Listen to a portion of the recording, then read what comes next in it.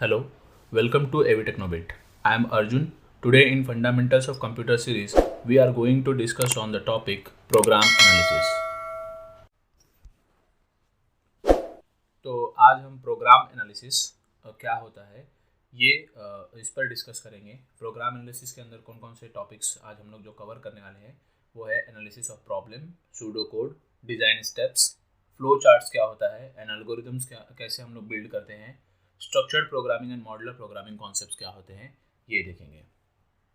So let's discuss program analysis. What is program analysis?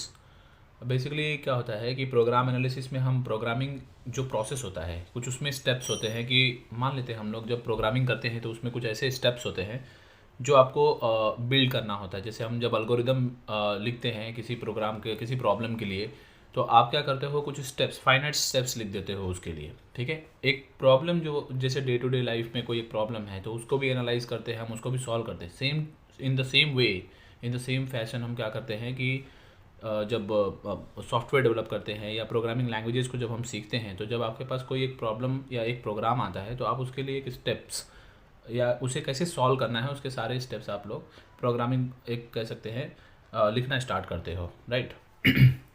Programming process होता क्या है? It is nothing but a development of program for a specific problem and this and it consist of what 5 steps, and these 5 steps are analyzing the problem, designing the solution, coding the solution, testing the solution, and documenting the solution. So one by one we will look at it into these 5 programming processes steps. Okay, so first step is analyzing the problem. So what is analyzing the problem? In this we have what this is the very first step where we have what requirements of the program in written form. Okay, and produce the what desired result, and after that we define what the input facts, I mean what are the inputs we required for this I mean our problem, and then we have the we have the another step that is identifying source of the input facts, यानी आपको कहाँ से ये input मिला या input का जो source था बेसिकली वो क्या है वो आइडेंटिफाई करना होता है। स्पेशल जो बिजनेस रिजल्ट्स होते हैं या कुछ फॉर्मूलाज होते हैं वो रिटन फॉर्म में हम लोग लिखकर ऑलरेडी ले लेते हैं। तो बेसिकली होता क्या है एनालाइजिंग द प्रॉब्लम में, ये जो पहला स्टेप है हमारा उसमें हम प्रोग्रामिंग हम क्या करते हैं कि जितने भी रिक्वायरमेंट्स होते हैं उनको पहले एक रिटन फॉर्म में लेकर रख लेते हैं। ठीक है, और बेसिकली कहा जाए तो ये सब कुछ जो एनालाइज करते हैं हम लोग प्रॉब्लम को पहले स्टेप में प्रोग्रामिंग प्रोसेस के, उसमें बेसिकली हम फोकस करते हैं इनपुट क्या होगा, उसको कैसे प्रोसेस करेंगे, आउटपुट क्या होगा और उसके लिए स्टोरेज क्या होगा, right. Moving ahead, the next step is in programming process, the next step is program design. So what is program design? Basically हम क्या करते हैं, जो भी हमारे पास प्रोग्राम होता है हम उसको पीसेस में कह सकते हैं, हम लोग उसको हम लोग बांट देते हैं या फिर उसको पार्ट करते हैं। उसका हर एक प्रोग्राम का हम लोग वेरियस पार्ट बना देते हैं, उसको पीसेस में छोटे छोटे पीसेस में डिज़ाइन कर देते हैं या तोड़ देते हैं, और उन पीसेस के ऊपर साइमल्टेनियसली हम लोग कह सकते हैं या अलग अलग हम लोग उसमें काम करने लगते हैं। तो एक्चुअली क्या होता है, कुछ प्रोग्रामर्स ऐसे होते हैं जो इन प्रोग्राम्स को पीसेस में पार्ट्स में बांट कर, जैसे कि हम बोल सकते हैं बिगनिंग उनका बिगनिंग होता है किसी भी प्रोग्राम का, फिर मिडिल होता है, मिडिल पार्ट होता है, फिर उसके बाद आप कह सकते हो उसका एंड पार्ट होता है। तो कुछ प्रोग्रामर्स ऐसे होते हैं जो उसके फर्स्ट पार्ट और एंड पार्ट से ही उसको सॉल्व करना स्टार्ट कर देते हैं या उसको एनालाइज करना स्टार्ट कर देते हैं, और कुछ प्रोग्रामर्स गुड प्रोग्रामर्स ऐसे होते हैं जो प्रोग्राम के मिडिल पार्ट से ही उसको हम कह सकते हैं कि सॉल्व करना स्टार्ट कर देते हैं। जो मिडिल पार्ट से करते हैं वो ऑब्वियसली गुड प्रोग्रामर्स होते हैं, क्योंकि वो लोग अपने सबकॉन्शियस माइंड को ज़्यादातर उस मेन प्रॉब्लम पे जो हमारा होता है उसको सॉल्व करने पे लगाते हैं, और बाकी के जो स्टार्ट और एंड होता है ऑलमोस्ट जिसे हम लोग कह सकते हैं डिज़ाइनिंग हो गया या आपका टेस्टिंग हो गया, उसमें वो लोग बैठकर अपने कम टाइम में या हम कह सकते हैं वो जो भी टाइम उनका बचता है उसमें वो लोग जो प्रोग्रामर्स होते हैं वो अपने उनका जो पर्पज़ होता है प्रोग्राम का उसके लिए वो लोग अपना टाइम दे पाते हैं और वो सोल्यूशन को फास्ट तरीके से उसको ये कर लेते हैं, कहते हैं ना, उस सोल्यूशन को लोग जल्दी फाइंड आउट कर लेते हैं। Okay, next step in programming analysis is coding programs. अब यहाँ पे क्या होता है कि जो भी सोल्यूशन वो लोग निकाल लेते हैं या स्टेप्स जो फाइंड आउट कर लेते हैं वहाँ से ये लोग कोडिंग प्रोग्राम का कोडिंग करना स्टार्ट कर देते हैं, यानी हम कह सकते हैं कि प्रोग्राम डिज़ाइनिंग होने के बाद, प्रोग्राम का डिज़ाइनिंग होने के बाद उसको ट्रांसलेट करने लगते हैं अप्रोप्रिएट कंप्यूटर लैंग्वेज में। जैसे कि आप कंप्यूटर लैंग्वेज सी है, सी शार्प है, जावा है, डॉट नेट, जो भी आप लैंग्वेज जानते हो, जावा स्क्रिप्ट, जेक्वेरी, इन सारी प्रोग्रामिंग लैंग्वेजेस में वो क्या करते हैं, उस डिज़ाइन वाले पार्ट को जो अभी हमने प्रीवियस स्लाइड में देखा उसको ट्रांसलेट करना स्टार्ट कर देते हैं। ओके, सो अब इसमें क्या होता है कि प्रोग्रामिंग करते वक्त उन लोग वेरियस, हम कह सकते हैं, वेरिएबल्स जो रिक्वायर्ड होते हैं प्रोग्राम के लिए उसको आइडेंटिफाई करना स्टार्ट करते थे यहाँ कोडिंग प्रोग्राम्स में। एंड देन हम कह सकते हैं इस स्टेप में जो आपका प्रोग्राम होता है वो शॉर्ट में कह सकते हैं हम लोग स्टार्ट कर दिया जाता है कोडिंग वहाँ से। फ्रॉम टॉप टू बॉटम हम अप्रोच देखते हैं, बॉटम टू अप अप्रोच देखते हैं, ठीक है।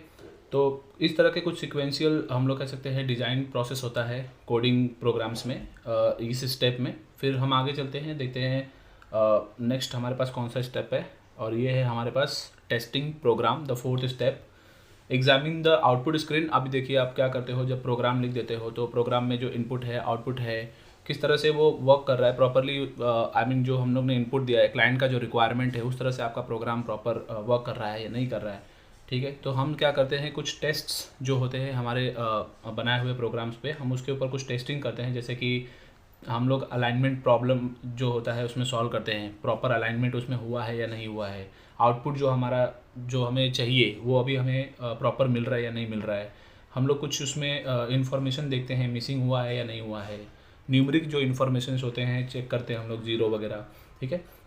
वेरीफाई कर लेते हैं कंप्यूटेशन जो इन्फॉर्मेशन होते हैं, जैसे फार्मूलाज वगैरह जो होते हैं, बिजनेस फार्मूलाज, वो हम वेरीफाई करके ले लेते हैं कि क्लाइंट ने जो कंप्यूटेशन इन्फॉर्मेशन हमें प्रोवाइड किया था उसमें उसको हम लोग ने ये टेस्टिंग प्रोग्राम में यूज़ किया है या नहीं किया है। ओके, देन हम लोग काउंटर वैल्यू जो होते हैं आपके प्रोग्राम में, जो इंक्रीमेंट डिक्रीमेंट हम लोग जिसको बोलते हैं, ठीक है, उसको भी हम लोग चेक कर लेते हैं। So these are nothing but the these are nothing but the points where we check the our program that is working well or not, right? So moving to the last programming step, programming process step, that is nothing but your documentation. This is very important step. Actually क्या होता है कि दो तरीके के हम लोग कह सकते हैं, टू टाइप्स के डॉक्यूमेंटेशन होते हैं हमारे आईटी इंडस्ट्रीज़ में। एक होता है यूज़र का डॉक्यूमेंटेशन और दूसरा होता है आपका प्रोग्राम डॉक्यूमेंटेशन। ये दोनों अलग अलग हैं। एक तरह से कह सकते हो ये एक नॉन टेक्निकल डॉक्यूमेंट है और ये एक टेक्निकल डॉक्यूमेंट है। नॉन टेक्निकल डॉक्यूमेंट मैं इसलिए कह रहा हूँ कि ये यूज़र जो आपका जो क्लाइंट होगा वो अपने इनपुट्स या उसको क्या रिक्वायर्ड है वो सारी चीज़ें यहाँ पर मेंशन होंगी, जिसको हम कह सकते हैं जो बीए होता है हमारे किसी कंपनी में, उसका एक रोल होता है कि वो सारे इन्फॉर्मेशंस को एक जगह पर रखकर और हम उसे पढ़कर, ठीक है, उसमें से जो भी रिक्वायर्ड है हमारे क्लाइंट के लिए, हम सारी चीज़ें वहाँ से पढ़ के हम एक अपना डॉक्यूमेंट बनाते हैं। प्रोग्रामर्स एक अपना ही डॉक्यूमेंट बनाते हैं जिसके अंदर ये कुछ स्टेप्स हैं प्रोग्रामर के। हम कह सकते हैं कि उसमें प्रोग्रामिंग जो डॉक्यूमेंट होता है उसमें क्या क्या होता है, ये यहाँ से हम लोग देख सकते हैं। एक ओरिजिनल कॉपी होती है रिटन फॉर्म में, ठीक है, जिसमें प्रोग्राम का स्पेसिफिकेशन होता है। एक हम कह सकते हैं रिटन कॉपी होती है इनपुट आउटपुट प्रोसेस और स्टोरेज एनालिसिस का, जो हमने देखा फर्स्ट जो हमारा स्टेप था प्रोग्राम एनालिसिस का, हम लोग जिसे हम कह सकते हैं, वो वाला जो पूरा का पूरा एनालाइजेशन है ये एक रिटन कॉपी में होती है, ठीक है। फिर हम यहाँ पे देख सकते हैं कंप्लीट डेफिनेशन होता है पूरे फाइल्स का, पूरे रिकॉर्ड का, पूरे फील्ड्स का, जो भी हम प्रोग्राम लिख रहे हैं उसका, ठीक है। पूरे मैपिंग होती है सारे वेरिएबल्स की, है ना, और जो भी फैक्ट्स होता है उनका।